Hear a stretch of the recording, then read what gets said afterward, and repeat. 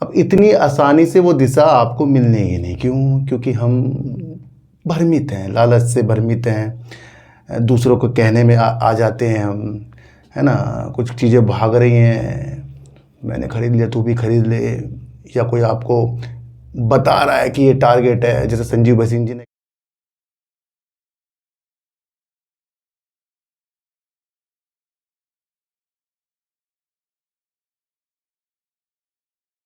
मैं स्वागत करता हूं आपका अपने ही चैनल पर जिसका नाम है सार्थक बाजार से। आज हम बात करेंगे रतन पावर के बारे में। सर वैसे रतन पावर के बारे में मैं तब भी वीडियो बनाकर गया हूं जब संजीव भसीन जी ने इसे ब्लैक घोड़ा कहा था, और जब उस वक्त शेयर 9 रुपये करीब का था और करीब 18 रुपये करीब के उन्होंने टारगेट दिए, तो उससे ऊपर भी शेयर चला गया था, है ना। तो उस वक्त से मैं आपको इसके बारे में समझा रहा हूँ कि कुछ एक दिशा होती है बाज़ार के अंदर कुछ चीज़ों को देखने की।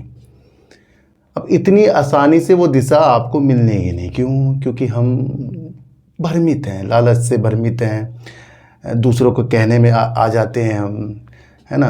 कुछ चीज़ें भाग रही हैं, मैंने ख़रीद लिया तू भी ख़रीद ले, या कोई आपको बता रहा है कि ये टारगेट है, जैसे संजीव भसीन जी ने कहा उस वक्त 9 रुपये का था। अब उस वक्त उन्होंने 18 के टारगेट दिए, उन्होंने बताया, तेज़ी आ गई। अब वो टिकनी कहाँ है? सबसे पहले आपको ये भी समझना था कि अगर 9 का शेयर 18-19 गया तो क्या वो गिरेगा नहीं। और वो शेयर जो अपनी क्षमता को बढ़ाना रहा हो, मतलब अपने काम को बढ़ाना रहा हो।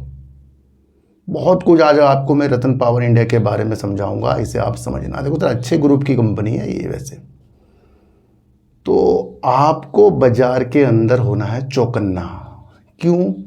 ललचा कर ही पैसा लगाया जाएगा, और जब पैसा लग जाएगा तो वो ललचाली वाली चीज़ आपको कहीं दिखने ही नहीं। बाद में धीरे धीरे शेयर नीचे आएगा, ऊपर खरीदेंगे, नीचे हम बेचेंगे, यही काम में हम लग जाएंगे। साल बीत जाएंगे, कुछ भी हमें हासिल नहीं होगा, पैसा भी जाएगा, समय भी जाएगा। इसलिए अच्छी कंपनी की तरफ प्रगति, छोटी कंपनी के अंदर अपना प्रॉफिट, और जो छोटी कंपनी होती है जो आपको फ्यूचर में कुछ अच्छा करके दिखा सकती है, उसकी भी जांच करना आपको आना चाहिए। ऐसा नहीं कि कोई छोटी कंपनी बड़ी नहीं होगी, होती है बड़ी। वो तब होती है जब वो कर्जा मुक्त होती है, अपने काम को बढ़ाती है, अपने काम को और बढ़ाती है, फिर और बढ़ाती है, तो तभी तो बड़ी होगी ना। अब ये तो है नहीं कि किसी का एक प्लांट है और 10 साल से एक ही प्लांट चल रहा है, उसका क्या होगा उसमें? वो तो उतनी ही उतनी चीज़ें हैं। तो जब आप चीज़ों को समझते हैं तो बड़े आसान से आप आगे बढ़ते हैं। मेरे एक प्यारे सब्सक्राइबर ने कहा कि आपका जो चैनल है यूट्यूब के अंदर बाज़ार के बारे में बताने का। देखो सर, मैं आपको यहाँ ज्ञान तो बांट नहीं रहा हूँ, मैं तो आपको साइकोलॉजी समझा रहा हूँ ना। मैं आपको कह रहा हूँ खरीदो बेचो, कह रहा नंबर 1 है जी। तो मुझे ऐसी चीज़ तो अच्छी लगी है, किसी को तो कुछ चीज़ें समझ में आ रही है ना। देखो सर, रतन पावर के बारे में छोटी सी चीज़ आज समझना, ये छोटी चीज़ आपको बहुत बड़ा करके जाएगी। कौन सी? देखो सर, अभी तक के कंपनी ने जो उसकी वर्तमान में क्षमता बताई जा रही है, जो 2700 मेगावाट की है, जो आप बहुत पहले से सुन रहे हो, उसी पे वो वर्क कर रही है। इस वर्क को उसे और बढ़ाना चाहिए। कैसे? कहीं और प्लांट की क्षमता बढ़ा लो, कहीं और प्लांट अपना कर लो। ऐसा देखने को मिला? नहीं मिला ना। तो यानी कि जब कोई कंपनी एक ही चीज़ में घूम रही है सालों से, उसके अंदर कुछ प्रोग्रेस उसकी क्षमता में ही नहीं हो रही है, तो आप उसकी स्थितियों को किस तरह का समझ सकते हैं? आप इतनी सी बात समझ लो।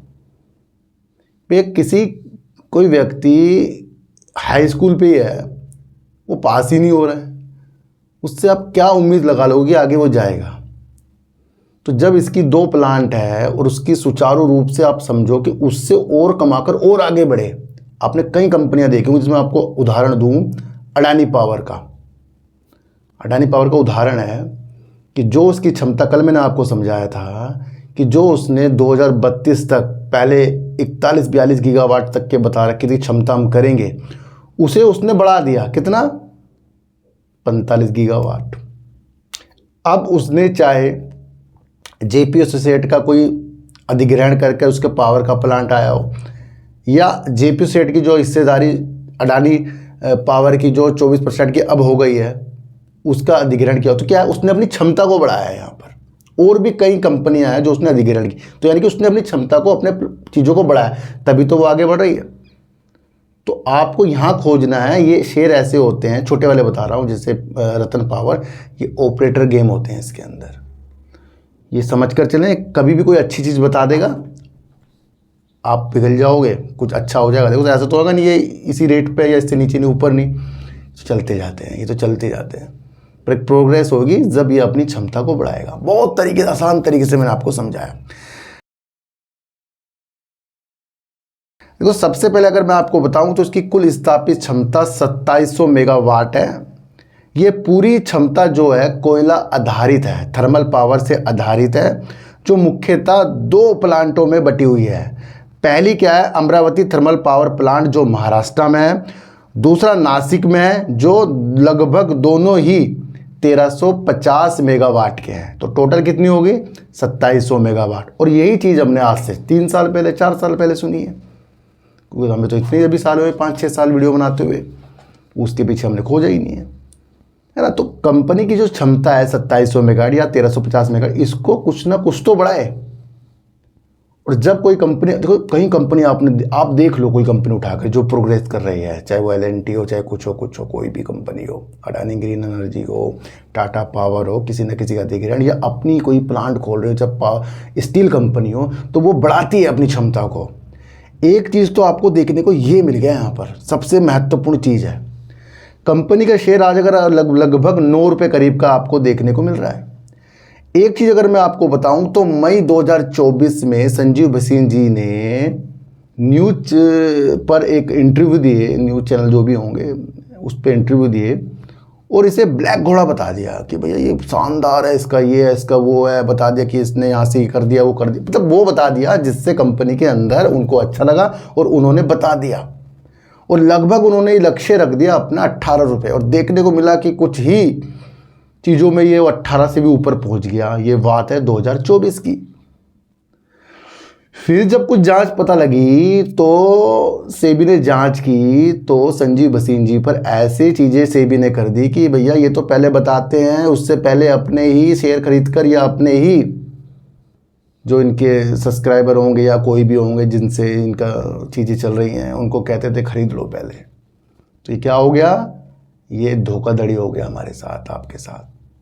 पर जब उन्होंने बताया तो शेयर बुलंदी पर गया। अब उसमें इन्होंने किसने कितना कमाया, ये अब आप सोच लो। तो 2024 में ये चीज़ें इस शेयर के साथ हो सकी, इसके साथ नहीं, कई शेयरों के साथ ऐसा होता है, जब चीज़ें सामने आती है तो पता लगता है कि वो तो पहले लेकर बैठा है। तो चौकन्ने वाले शेयर होते हैं, जिसे आप समझ कर चलें। अगर मैं आपको कंपनी के बारे में बताऊं तो 31 मार्च 2026 के उपलब्ध आंकड़ों के अनुसार अगर मैं आपको बताऊं तो लॉन्ग टर्म इनका जो उधार है लगभग 2728 करोड़ रुपए करीब का है। शॉर्ट टर्म अगर हम देखें लगभग 909 करोड़ रुपए करीब का, तो यानी कुल उधार कंपनी में 3637 करोड़ का भी है। पर कंपनी उधार उतारती अपनी जा रही है।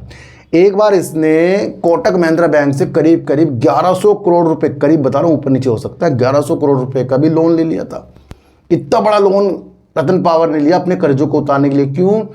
क्योंकि इसके पास काफ़ी एसेट है, काफ़ी संपत्तियां, इसलिए कोटक ने इसको लोन दिया। प्लांट के ऊपर दिया ना, कि उस पर एसेट बहुत सारी होगी, संपत्तियां बहुत सारी होगी।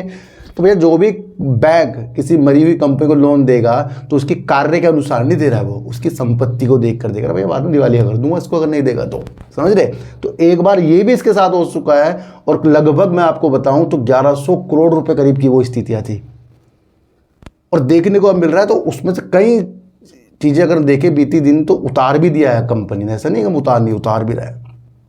तो एक आपको ये भी कंपनी के बारे में समझाना बहुत ज़रूरी था।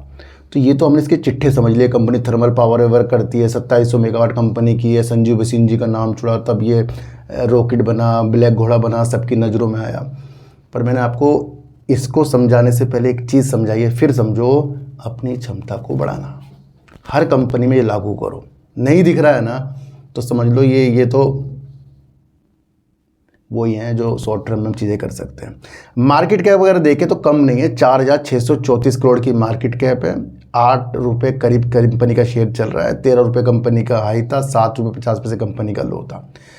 जून 2025 में अगर हम देखें तो कंपनी ने 822 करोड़ की सेल कर दी थी और 13 करोड़ का कंपनी ने लॉस किया। और अब ये देखने को मिला है कि कंपनी ने अपनी साल दर साल सेल को कम किया, लेकिन क्वार्टर दर क्वार्टर कंपनी अपनी सेल को बढ़ा रही है। जो 799 करोड़ जून 2026 में कर लिया है और कंपनी लॉस से प्रॉफिट में आ गई है। 46 करोड़ का कंपनी ने प्रॉफिट भी कर दिया है। तो ये कंपनी ने एक चीज़ें अच्छी करके दिखाई है। इक्विटी कैपिटल अगर आप देखें तो कितनी ज़्यादा है, 5370 करोड़ की इक्विटी कैपिटल है। और रिजर्व अगर हम देखें तो कंपनी के पास 732 करोड़ का वो है माइनस में, और माइनस में रिजर्व होना निगेटिव। उधार कंपनी देखो सर, देखें तो करीब करीब पिछले मार्च 2024 से कम किया था, उसके बाद से मार्च 2026 में 3711 करोड़ का, यानी कि उधार भी कंपनी का बढ़ता जा रहा है। इससे पहले अगर हम देखें तो 11,000 करोड़ का कंपनी उधार था, तो कंपनी लगभग उधार भी उतार रही है। कैश फ्लो अगर हम देखें तो कंपनी अपनी ऑपरेटिंग एक्टिविटी से कम करती जा रही है। हर साल अपना जैसे 1306 करोड़ रुपए डाले, फिर 410 करोड़ डाले, अब कंपनी ने अपने ऑपरेटिंग एक्टिविटी कमाकर 372 करोड़ अपनी ऑपरेटिंग एक्टिविटी से कंपनी पैसा कम डाल रही है। दूसरा अगर हम बताएं तो कंपनी अपने कर्ज को भी उतार रही है, जो 5 करोड़ का कंपनी ने मार्च 2026 तक का पैसा उतारा है। ये भी कंपनी के लिए स्थिति अच्छी आती है। प्रमोटर की अगर हम बात करें तो 44.06% के प्रमोटर हैं। एफआईज कंपनी के अंदर 5.25% है। डीआईज अगर आपको देखने को मिलेंगे तो 6.58% देखने को मिलेंगे। और इसके अंदर power corporation of India PFC power finance corporation of India, जिसकी हिस्सेदारी 4.38% है। और REC लगभग 1.72% की हिस्सेदारी लेकर बैठा है, और ये शुरू से लेकर बैठा है। अब ये दोनों कंपनियां क्या है, कर्जा दे रही है पावर वाली कंपनी को। तो दोनों कंपनियों ने रतन पावर को पहले कर्जा दिया होगा। ऐसा तो नहीं कि इनकी हिस्सेदारी लेकर बैठे, बहुत पॉजिटिव नहीं है ये तो कंपनी के अंदर जो PFC है और REC है, इन्होंने कर्जा दिया, कंपनी कर्जा उठा नहीं पाई, वही बिजनेस तो कई कंपनी में हो रही है। तो कंपनी को ये बात करी कि भैया आप शेयर, तो ये हिस्सेदारी है करीब करीब आप देखें 4.2%, 1.72% टोटल अगर हम देखें तो लगभग 6.58% की DIs है। और लगभग अगर आप पब्लिक देखें तो पब्लिक भी प्रमोटर के बराबर है, 44.10% की करीब है। तो ये वो सारी स्थितियाँ हैं जहाँ पर कंपनी की जो स्थितियाँ हैं वो तो न्यूज बेस चल सकती है। फंडामेंटल कंपनी का सही लॉस को प्रॉफिट नहीं हो, घंटा बढ़ाएगी। तो इस बार कंपनी ने कहा कि हम ना रिन्यूएबल एनर्जी की तरफ उतरेंगे, तो वो एक पॉजिटिव संकेत लगा था कि अपनी क्षमता को अलग तरीके से बढ़ा सकते हैं। जैसे कि अगर मैं आपको जो तो वर्ष 2024 में कंपनी ने कहा था एनुअल रिपोर्ट में रिन्यूएबल एनर्जी जैसे solar, wind, hydro, biomass, battery storage को भविष्य के ऊर्जा मिशन का हिस्सा बताया गया था। तो ये सारी चीज़ें थी। और कंपनी कारोबार अभी प्लान किया था, तो सर अभी कंपनी ने 250 मेगावाट का जो प्लान करना नहीं एक चल रहा है, तो 1350 मेगावाट का जो चीज़ आगे पता नहीं बना 250 मेगावाट का 1350 मेगावाट का काम चल रहा है। दूसरी अगर मैं आपको बताऊं तो उसके अलावा ये अभी बिजली एनर्जी पे इन्होंने अधिकारी पोस्ट पर घोषणा नहीं की, वो कर रही है, तो वहाँ से पॉजिटिव संकेत दिया था। तो ओवरऑल अगर चीज़ों को हम देखें तो यहाँ से पूरी प्रोग्रेस जो है काम के प्रति मैं तो फिर कह रहा हूँ न्यूज़ कल को कुछ हो रहा है।